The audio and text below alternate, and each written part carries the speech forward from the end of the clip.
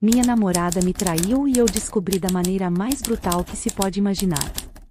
Eu tenho 25 anos e minha agora ex-namorada tem 26. Nós estávamos juntas desde os 14 e 15 anos, respectivamente. Nós éramos as primeiras em tudo uma da outra.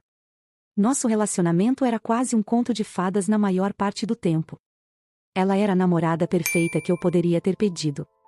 Algumas aberrações ao longo de todos esses anos, em forma de discussões, nenhuma com a qual um casal saudável normal não pudesse se identificar e por mais raras que pudessem ter sido, foram tudo o que impediu que fosse um relacionamento perfeito. Para contextualizar, recentemente comemoramos as finanças do trimestre anterior do seu negócio com férias em Mykonos. Isso foi no começo de outubro, há pouco mais de 2 meses.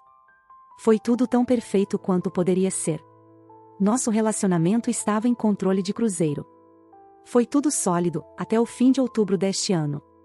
Ela costumava me surpreender com essas escapadas de fim de semana, encontros e presentes, nada muito extravagante, mas o suficiente para me fazer derreter. Então, nada disso por mais de um mês, nada. Ela sempre iniciava as intimidades físicas. Ela sempre teve uma libido maior do que eu. De novo, nada disso por mais de um mês. Não tinha motivos para suspeitar de nada e simplesmente ignorei, atribuindo ao estresse do trabalho dela. Ela tem trabalhado duro nos últimos 6 anos para construir o negócio acima mencionado, que finalmente começou a dar seus dividendos. De todas essas mudanças no status quo do nosso relacionamento, o que mais se destacou de longe foi um incidente que aconteceu no início de novembro. Ela saiu para uma noite de pub com suas amigas. Os pub crawls do Sorro são uma espécie de ritual com elas. A conversa de sempre com bebidas. Ela queria que eu fosse junto, mas não pude, pois meu time local de futebol para os americanos, estava jogando naquela noite. Como sou assinante de uma temporada, raramente perco os jogos deles, se é que perco. Dito isso, participei e também fiquei de fora desses crawls várias vezes ao longo dos anos. Ela quase sempre concordou que eu fosse a um jogo de futebol em vez de quase qualquer evento que já tenha entrado em conflito com ele. Primeira red flag. Chego em casa por volta da meia-noite depois de ir tomar umas cervejas na casa da minha irmã depois da partida. Ela me mandou uma mensagem dizendo que chegaria atrasada e me pediu para não ficar acordada e que sua amiga, vamos chamá-la de Isa, a deixaria lá. Fiquei acordado mesmo assim e mandei uma mensagem para a Isa, que é a motorista designada do grupo por sua sobriedade, para dirigir com segurança. Imagine minha surpresa quando a Isa disse que minha ex-namorada tinha saído do local mais cedo e a informou que pegaria um táxi para casa, contra os protestos de suas amigas. O táxi dela finalmente parou na frente da nossa casa por volta das 2 da manhã. Fui dar um beijo quando voltou para casa.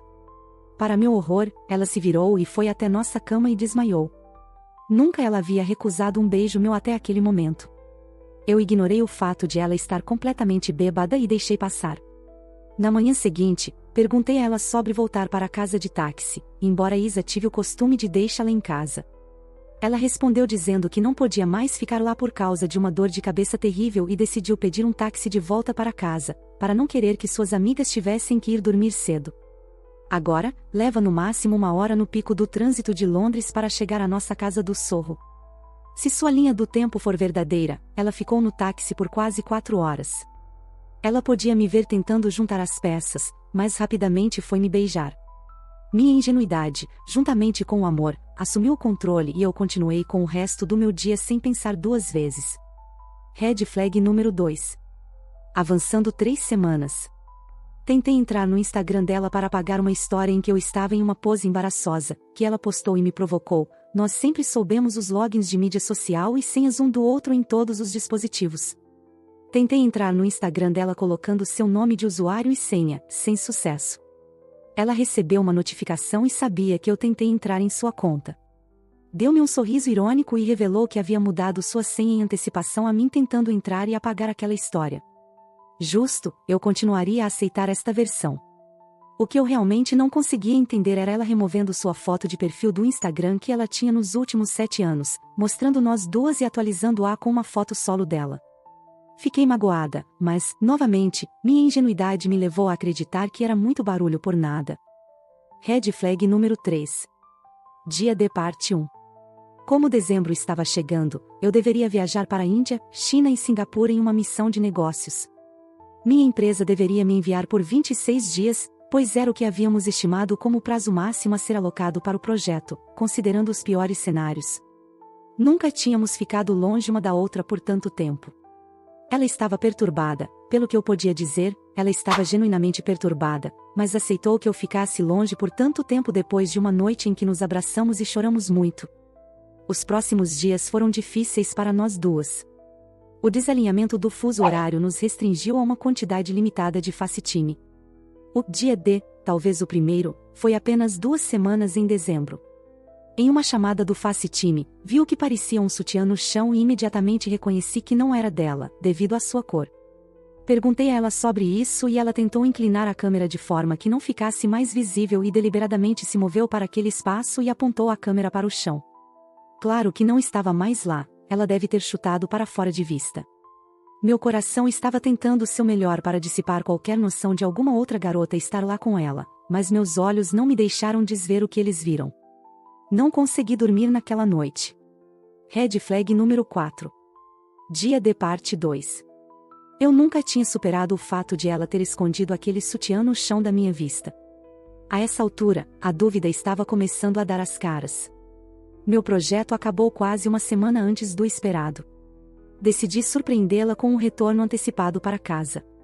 Meu táxi do aeroporto foi possivelmente o mais longo que já tive que pegar, ou pelo menos parecia. Tudo o que eu pensava na minha viagem de volta para casa era o beijo dela, do qual fui privada por semanas, mas estaria mentindo se dissesse que não conseguia sentir uma desgraça iminente no fundo da minha mente, graças àquela ligação do facitime. Chego em casa, com uma caixa de chocolates e vinho. Entro sem fazer barulho, para surpreendê-la. Tudo bem até aqui. Ouço o chuveiro ligado. Eu estava quase pensando em me juntar a ela lá dentro, mas decidi não fazer isso, preferindo me plantar na porta e registrar sua reação com minha câmera. Estranhamente, a porta do nosso quarto se abre e lá está ela, enrolada em uma toalha, prestes a entrar no chuveiro. Minha mente não conseguia compreender por que ela havia deixado o chuveiro e o vapor ligados antes de entrar. Mas então todas as peças estavam começando a se encaixar quando ela me viu e seu rosto ficou pálido de trepidação, quase como se ela estivesse olhando para um fantasma e não para a garota que ela amou todo esse tempo. Eu grito, ei, e corro até ela para um beijo. Nós nos beijamos, mas não há absolutamente nenhuma reciprocidade da parte dela. Foi assim que aconteceu depois que me afastei e ela ainda estava olhando para mim em choque sem dizer uma palavra. Eu disse, amor, você está bem? Por que você está me olhando desse jeito e por que o chuveiro está ligado? Ela, você deveria ter voltado depois do Natal. Não há palavras para expressar o quão arrasada eu fiquei no momento em que ela proferiu essas mesmas palavras depois de ficarmos separadas por semanas. Assim que eu estava prestes a dizer a ela que terminei meu trabalho mais cedo do que o esperado, ouvi uma voz de menina chamando seu nome do chuveiro. Minhas pernas começaram a tremer no exato momento, algo que eu só tinha visto outras pessoas escreverem ou dizerem, estava acontecendo comigo. Nós começamos a chorar. Eu me encostei na parede perto do banheiro enquanto começava a me dar conta de que o suposto amor da minha vida, uma garota com quem eu tinha imaginado envelhecer, estava prestes a pular no chuveiro com outra garota. Ela entrou correndo, pediu para a outra garota se vestir e a acompanhou para fora da nossa casa. Eu mal consegui ver a megera absoluta que virou minha vida de cabeça para baixo, a diaba, por quem minha ex-namorada decidiu jogar fora mais de uma década de memórias. Ela se abaixou ao meu lado e começou a chorar, se desculpando profundamente. Eu a empurrei para longe e ela bateu a cabeça na mesa de cabeceira. Foi a única vez que qualquer uma de nós ficou violenta. Apesar disso, ela se recusou a ficar longe e voltou tentando se enrolar em mim. Nas próximas 2 horas foi mais do mesmo, ela se desculpando, rastejando e eu chorando a ponto de desmaiar no chão. Ela me pegou, me colocou na cama e saiu para me preparar um chá. Eu a tranquei do lado de fora e afundei de volta na cama para outra crise de lágrimas, tudo isso enquanto ela tentava explicar suas ações do outro lado da porta.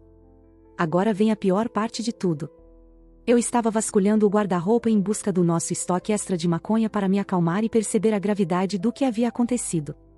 Encontrei um anel com nossas iniciais gravadas nele e um recibo para a entrada da casa que estamos alugando no momento, o que fez com que sua infidelidade me atingisse com mais força. A garota, o amor da minha vida, estava prestes a me fazer dela para o resto de nossas vidas. Tão perto, mas tão longe. Atualização, apenas restou cinzas. Ela admitiu ter dormido com a outra garota, a mulher absolutamente miserável que ela conheceu naquele pub crawl, em várias ocasiões. Ela não me deixa sair de casa, nós dividimos o aluguel, e, em vez disso, se mudou para o quarto de hóspedes para me dar espaço. Eu não a deixei nem me tocar desde aquela manhã fatídica. Ela não sabe que eu sei sobre seu plano, ou o que sobrou dele, de me propor casamento. Eu continuo tentando fazê-la se abrir sobre por que ela venderia nosso futuro por uma aventura sem sentido, mas tudo o que ela tem a dizer por si mesma é que ela não sabe por que fez isso. Ela cortou completamente os laços com a outra garota. Eu sei com certeza que ela não era nada mais do que uma aventura para ela. No entanto, acho que nunca vou conseguir superar uma traição tão imensa. E no final das contas, o que eu estou procurando resolver? Bem, tenho quase certeza de que quero deixá-la. A única lasca de medo que está me segurando é o fato de que nunca amarei nenhuma outra garota do jeito que a amei. Isso talvez possa mudar, mas se eu fosse uma mulher que aposta, não apostaria contra. Sempre haverá aquele famoso pensamento, e se eu tivesse dado outra chance a ela, no fundo da minha mente, não importa com qual garota eu acabe no futuro, se é que vou ficar com mais alguém depois disso tudo. Ela parece estar realmente arrependida de suas ações. Ela foi uma namorada absolutamente maravilhosa antes disso, sem dúvida mais do que eu já fui. Me faz pensar se eu sou um pouquinho culpada. Se eu tivesse ido com ela para o maldito pub crawl e ela nunca tivesse conhecido a outra garota. Alguém aqui já foi traído por quem pensava ser o amor da sua vida e mesmo assim continuou vivendo aquele felizes para sempre?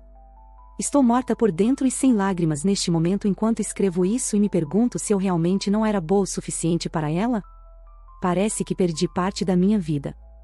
Para quem quer saber sobre o incidente do sutiã, bem. Sim, eu a questionei. Bem ali quando eu vi.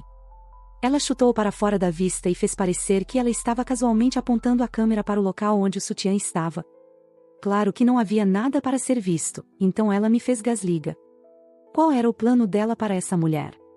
Um dos textos dela dizia que, quando eu estivesse de volta, terminaria aquele lance.